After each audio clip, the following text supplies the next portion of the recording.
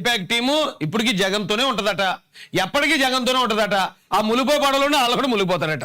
So Andhra Pradesh లో YS Jaganmohan Reddy YSR Congress party విజయం కోసం మేము పని చేయబోతున్నాం అంటూ ఐపాక్ ఇప్పుడు చెప్పింది. ఐపాక్ ఇప్పుడు దీంట్లో ప్రశాంత్ చాలా క్లియర్ గా ఐపాక్ మళ్ళీ మేము ఆంధ్ర రాష్ట్రాన్ని నాశనం చేయడానికి మేము మా జగనంతోనే ఉంటామని చెప్పేసింది ఆ టీం అంతా. అయితే ఐపాక్ అనే సంస్థకు 4 డైరెక్టర్లు ఉన్నారట. 4గురిలో ఒకడే ప్రశాంత్ కిషోర్. పాపం మనం అతనొక్కడే ఈ కుట్రలన్నీ పనిచేస్తున్నాడేమో, అతనొక్కడి ఇదంతా చేసేస్తున్నాడేమో మనం చాలా అపార్థం చేసుకున్నాం. అతను చాలా గట్టిగా అటాక్ చేశాం కూడా. ఏపీ ప్రజలు మొత్తం చీకొట్టారు ప్రశాంత్ కిషోర్ని. ప్రశాంత్ కిషోర్ని చీకొడుతుంటే అరే నేను ఇదంతా చేయలేదు, ఇదంతా చేసేవాడు జగన్ చేస్తున్నాడు, ఇందులో నా ప్రమేయం ఏమీ లేదు, నేను మంచి చేయమని కొన్ని స్ట్రాటజీలు మాత్రమే చెప్పాను, కానీ ఈనాడు దుర్మార్గంగా వెళ్ళిపోతున్నాడు, ఎస్సీలు చంపించేస్తున్నాడు, చర్యలు తీసుకోవట్లేదు, ఎస్సీ నిధులు పాటు చేశాడు, బీసీలకు ఉన్న ఉపాధి కార్యక్రమాలు రద్దు చేశాడు, కాపు కార్పొరేషన్ తీసేశాడు, ప్రజలకి రాష్ట్రాన్ని ఎక్కడ అభివృద్ధి చేయట్లేదు, అభివృద్ధి చేయకుండా దోచేసుకొని దాచేసుకుంటున్నాడు. ఓరు బాబు ఎలాంటి వాడితో ఉండకూడదని అతను చీకొట్టి బయటకు వచ్చేసాడు. అయితే మరి వాళ్ళ టీము డబ్బుల కోసం పనిచేసే టీం ఇంకా జగన్తోనే ఉందట. మరి ఎందుకు కంగారు పడుతున్నారా? పేరునన్నా ఈ వైసీపీ వాళ్ళు అందరూ ఎందుకు గిలగల కొట్టుకున్నారు? బ్యాచ్ అంతా సైకో బ్యాచ్ అంతా మీతోనే ఉంది కదా. అయితే ఇప్పుడు అబ్బా ప్రశాంత్ కిషోర్ అలాగా ప్రశాంత్ కిషోర్ మేము చీకొట్టాం పంపించేసాం అని చెప్తున్న ఏళ్లే వీళ్ళ నాయకుడు జగన్మోహన్ రెడ్డి అదే ప్రశాంత్ కిషోర్ కోసం ఏం చెప్పాడు తెలుసా? ఈ రోజున ప్రశాంత్ కిషోర్ తెలుగుదేశం పార్టీకి ఎందుకు వచ్చేసాడో 4.5 సంవత్సరాల క్రితం జగన్ చెప్పాడంటే మీరు నమ్ముతారా? నమ్మరు మీరు, నాకు తెలుసు. అందుకే అన్ని ఆధారాలు చూపిస్తాను. నేను ఇలాంటి వీడియోలు కూడా ఎందుకు చూపిస్తానంటే ఇదే మాట నేను చెప్పాను అనుకో, తెలుగుదేశం అధికార ప్రతినిధి కాబట్టి చెప్తున్నాడు అనుకుంటారు. అందుకే వైసీపీకి అనుకూలమైన ఛానల్ చెప్పేయే, సాక్షి మీడియా చెప్పేది, TV9 చెప్పేది, ఇలాంటి ఛానల్ చెప్పేయే మీకు సోర్సులుగా చూపిస్తాను నేను. ఎందుకంటే వాళ్ళ పార్టీ కోసం అబద్ధం చెప్పుకోరు కదా. అదే జగన్మోహన్ రెడ్డి విషయంకి వెళ్ళిపోతారండి. ఇప్పుడు మన పేరుని నాని అడిగిన కొన్ని ప్రశ్నలు ఉన్నాయి కదండి, ఆ ప్రశ్నలన్నింటికి జగన్ అని చెప్పేస్తాడు సమాధానం.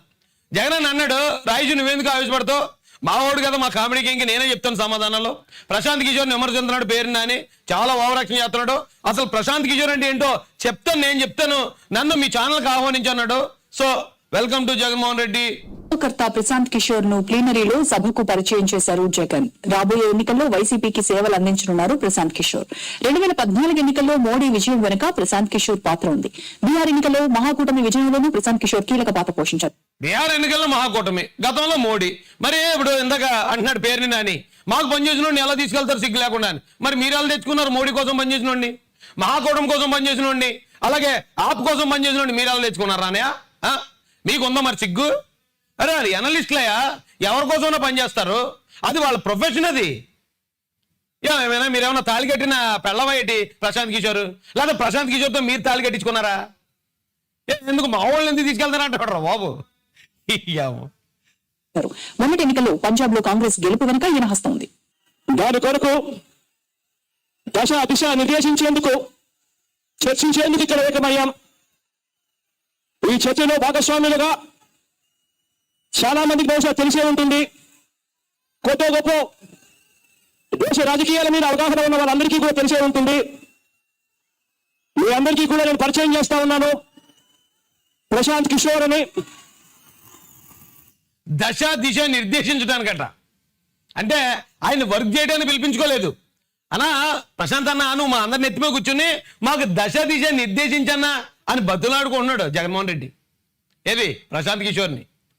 అలాంటి ప్రశాంత్ కిషోరే తనకు తానుగా చంద్రబాబు నాయుడు గారిని కలుసుకున్నాడు. వచ్చి చంద్రబాబు నాయుడు గారిని కలుసుకున్నాడు, ఇలా చేస్తే బాగుంటుంది, అలా చేస్తే బాగుంటుంది, సలహాలు మాత్రం ఇచ్చాడు ఆయన.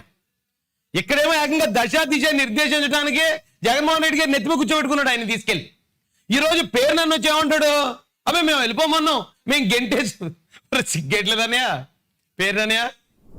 ఆపును పక్కన పెట్టి అక్కడ కెప్టెన్ అమరేందర్ సింగ్ గారిని ముఖ్యమంత్రి పీఠంలో కూర్చోబెట్టే దాంట్లో క్రియాశీలక పాత్ర పోషించాడు ప్రశాంత్ కిషోర్. మరి చెప్పరారా ఆయన పేరునని ఇప్పుడు చెప్పు. ఆ పార్టీల కోసం పనిచేసిన వ్యక్తిని మీరేం తెచ్చుకున్నారా?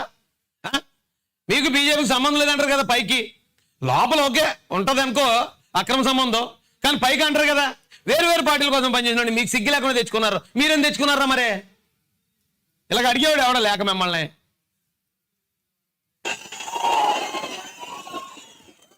ఒక్క ఉత్తరప్రదేశ్ లో మాత్రమే కాస్త కూస్తూ జాగ్రత్తగానండి. ఇప్పుడు ప్రశాంత్ కిషోర్ గారు వైసీపీని వదిలేసి టీడీపీ దగ్గరికి ఎందుకు వచ్చాడో 4 సంవత్సరాల క్రితం చెప్పాడు జగన్ అన్న. దానికి కారణం ఏంటి అనేది, ఆ కారణం ఇప్పుడు చెప్పబోతున్నాడో చాలా క్లియర్గా వినండి. ఉత్తరప్రదేశ్ లో మాత్రమే కాస్త కూస్తూ కొద్దిగా దెబ్బ తగిలింది. ఆ దెబ్బ తగలడానికి కారణం కూడా మీ అందరికీ కూడా తెలుసు.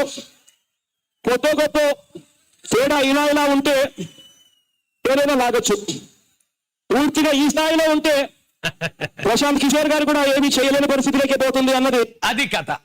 కొద్దో గొప్ప ఇలా ఉంటే ఏదైనా చేస్తాడట ప్రశాంత్ కిషోర్. పూర్తిగా ఇలాగ అయిపోతే ఏం చేస్తాడు ప్రశాంత్ కిషోర్ మాత్రం అంటున్నాడు. అంటే ఆ మాటలో అర్థం మీకు అర్థమైందా? ఇప్పుడు ఒకవేళ టీడీపీ జనసేన కూటమికి వైసీపీకి కొద్దో గొప్ప ఇలాగుంటే ప్రశాంత్ కిషోర్ వైసీపీతోనే ఉందుడు. పూర్తిగా వైసీపీ నేలమట్టం అయిపోతే ఇక అతను మాత్రం ఏం చేస్తానని చెప్పి టీడీపీ దగ్గరకు వచ్చాడట. అది ఇక సాక్షాత్ జగన్ అనే చెప్తున్నాడు, ఆ మాటలు కదండి. పూర్తిగా నేలమట్టం అయిపోయింది వైసీపీ. ఇక కనీసం లేపడానికి కూడా అవకాశం లేదు కాబట్టి, ఇక శవయాత్రకు సిద్ధం అయిపోయింది కాబట్టి ఈ పార్టీ, ఇక మా ప్రశాంత్ కిషోర్ కూడా చంద్రబాబు నాయుడు గారి దగ్గరికి వెళ్ళిపోయాడని ఇక జగన్ అన్న చెప్పాడండి. అర్థమైంది కదా మీకు? అది కథ ఇక్కడ జరిగింది. ఇప్పుడు ప్రశాంత్ కిషోర్ గారు రావటం వెనుకున్న కారణాలు, ఆయన వచ్చి చేసే పనులు. ఎందుకంటే చంద్రబాబు నాయుడు గారు ఎన్ని చెప్పినా, ఎంతమంది చెప్పినా రాష్ట్ర అభివృద్ధికి అవకాశం ఉన్న సలహాలు మాత్రమే తీసుకుంటాడు ఆయన. చెప్పాను కదా, బురదలో ఉంటే బురద వాసన వస్తాం, మల్లె తోటలో ఉంటే మల్లెపూల వాసన సువాసన వస్తామని.